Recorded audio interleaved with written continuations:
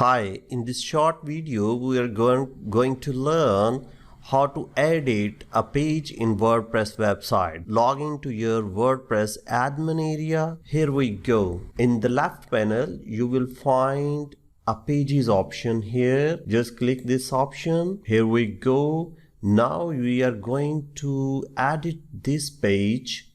Just click the page or mouse over. You will find some options like edit, quick edit and some other options.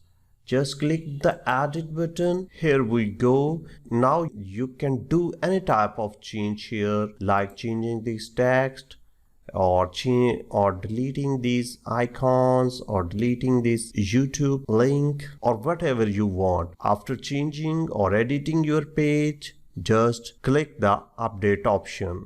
You can preview it before update. That's the end of today's short video. Keep watching the next one.